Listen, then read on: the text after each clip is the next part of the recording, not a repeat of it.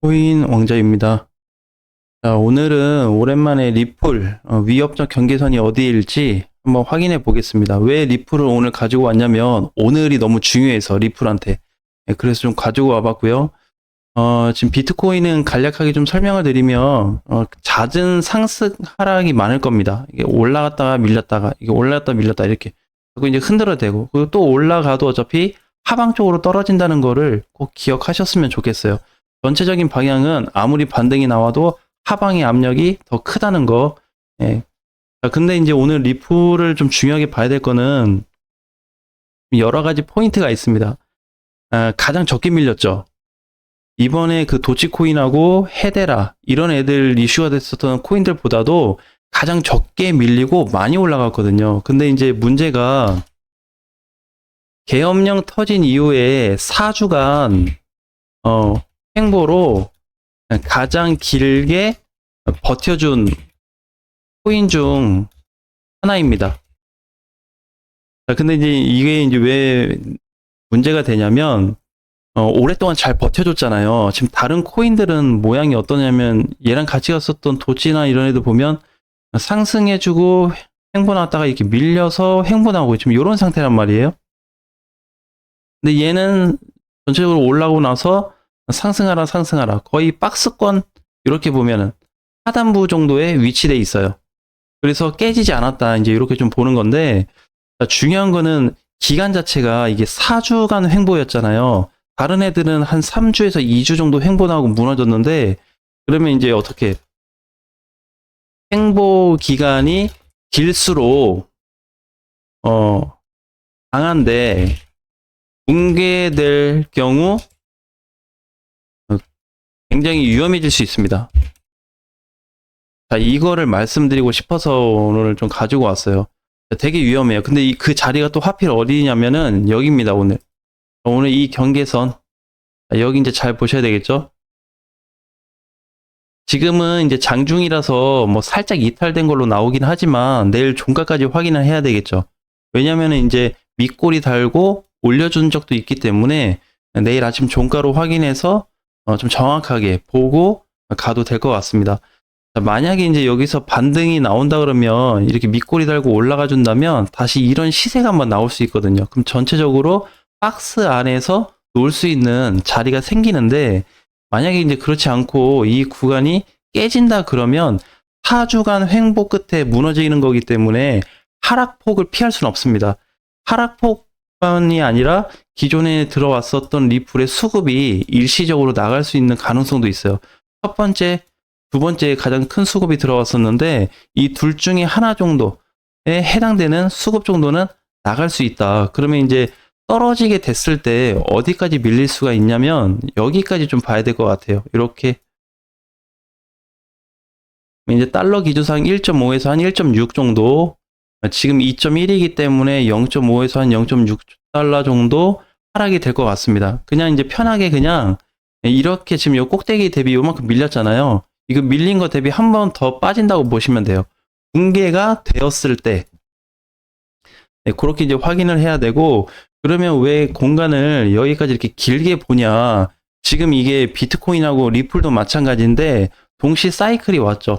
하락 사이클이 맞물렸을 뿐더러 리플 자체로 봤을 때 여기서 바로 크게 상승할 수 있는 이거 메리트가 없습니다.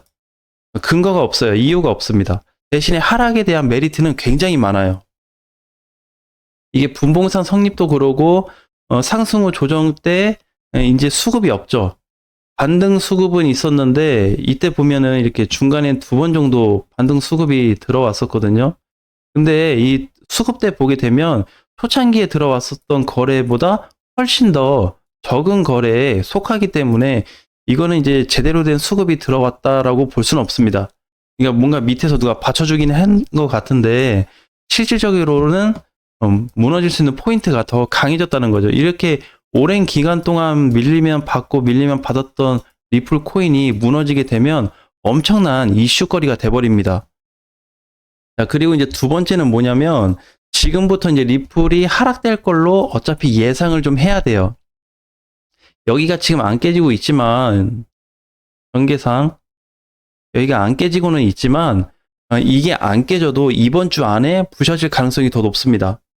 그래서 지금은 이제 리플 자체만 보게 되거나 리플 개인적으로 보고 그다음에 리플하고 비트코인하고 짬뽕해서 본다고 해도 상승 조건이 없습니다. 비율상 5%도 안 나오기 때문에 5% 미만이니까 뭐 못 올라간다고 봐야 되겠죠? 그러면 일단 떨어지는 쪽이 더 높겠죠? 그럼 떨어지면 일단은 공간이 넓어진다 이거죠.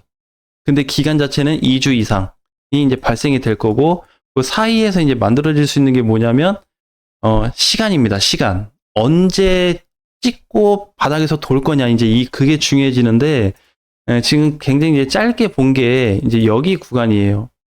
여기 요 라인인데 이제 첫 번째 라인. 그러면 지금 밀린 거 대비 요만큼 한 번 더 빠질 수 있겠죠?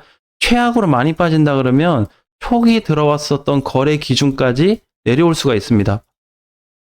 자, 이렇게.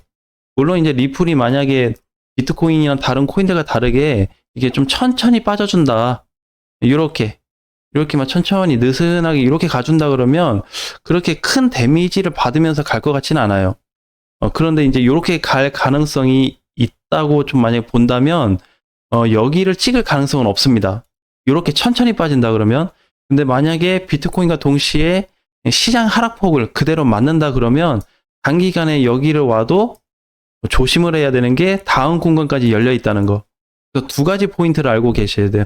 느긋하게 빠졌을 때는 기간적으로 상승 비율이 늘어날 수 있는 조건이 만들어질 수는 있지만 많이 안 빠지고 대신에 또 한편으로는 급락으로 또는 하락으로 인해서 낙폭 비율이 상당히 커질 수 있다는 거예요. 그래서 이 두 가지 모두를 감안하지 않으면 이번 하락을 할 때 오히려 멘탈이 많이 나갈 수 있는 자리로 좀 보여집니다.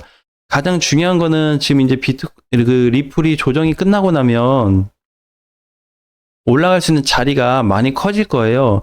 지금 상승 주고 나서 조정을 받고 있는데 지금 바로 올라가 버린다고 하면 한 7,000원은 갈 수 있습니다. 지금 바로 터진다 그러면 지금. 네, 그래도 7,000원까지 갈 수 있거든요. 많이 간다 그러면.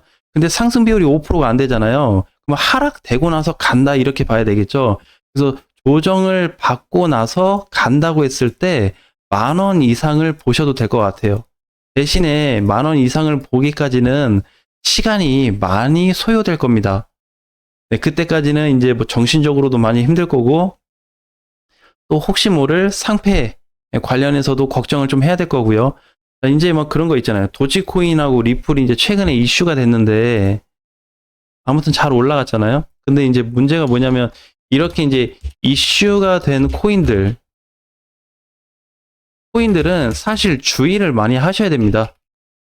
우리 이제 그 얼마 안 됐어요. 삼성전자 뭐 10만 전자 얘기했을 때가 얼마 안 됐거든요, 진짜. 근데 그때 보면은 그 이슈가 항상 됐을 때 다 몰립니다, 그쪽으로. 다 좋은 얘기만 듣고 가가지고 뭐 어느 날 누나 뭐 조인이 됐대, 뭐 이렇게 해서 뭐 계약을 했대, 이런 게 너무 많아요. 코인들도 이제 그런 내용이 많거든요. 그래서 지금 제일 중요한 거는 자산이 가장 많이 쏠리고 있는 코인들을 주의하셔야 됩니다. 물론 이제 그쪽 코인들 중에서는 뭐 살아나는 코인도 있겠지만 항상 이벤트가 된 코인들을 보게 되면 집중이 됐던 코인들이에요. 이목이 됐었던. 제 루나도 마찬가지였어요. 루나도 과거에 시총이 어마어마했는데 상폐됐잖아요. 그 이슈 어마어마했습니다. 그죠? 그 사람도 이제 젊은 사람이었는데 대표가 얼마나 많고 좋은 얘기를 많이 해줬어요. 근데 어떻게 그쪽으로 다 쏠려버린 순간 끝나버렸습니다. 그래서 오히려 이슈가 된 코인들을 주의해야 될 뿐만이 아니라 물량이 최근에 가장 크게 들어온 코인들도 주의를 해야 된다. 이게 코인 시장입니다. 주식이나 펀드 시장하고는 정말 다르게 한 번에 이슈나 어떤 이벤트 거리가 돼버리면 그냥 없애버리는, 거래소에서 빼버리는 경우도 있기 때문에 그걸 조심해야 돼요. 그러니까 수익이 나냐 안 나냐 그런 것도 이제 뭐 중요하겠지만 가장 중요한 게 이것도 해당이 된다는 거를 알고 나서 접근을 하셨으면 좋겠습니다. 어찌됐든 이제 기존에는 이제 이렇게 꼬리를 달고 반등을 주는 자리지만 이제 몸통을 깨고 내려오는 첫 단계 자리란 말이에요. 이게 이제 제 얘기대로 진짜 실질적으로 빠지게 돼서 크게 빠질지 안 될지는 모르겠지만 제 기준으로 봤을 때 여기에서 깨지게 된다면 상승 비율이 전혀 없는 상태에서 하락폭은 반드시 나타나게 될 거다. 그게 뭐 3%든 5%든 10%든 그게 중요한 게 아니라 어쨌든 떨어진다라는 부분에 초점을 두고 있기 때문에 혹시라도 리플을 보유하고 관심 있게 보시는 분들은 하락 이후에 저점 오면 무조건 산다라기보다는 저점이 와도 전환 시점에서 사는 거죠. 무조건 사는 게 아니라. 그래서 중요 포인트가 되는 자리에서 공략을 정확히 세워서 준비를 하셨으면 좋겠습니다. 자, 오늘 저녁 7시 45분에 라이브 방송에서 뵙겠습니다. 수고하셨습니다.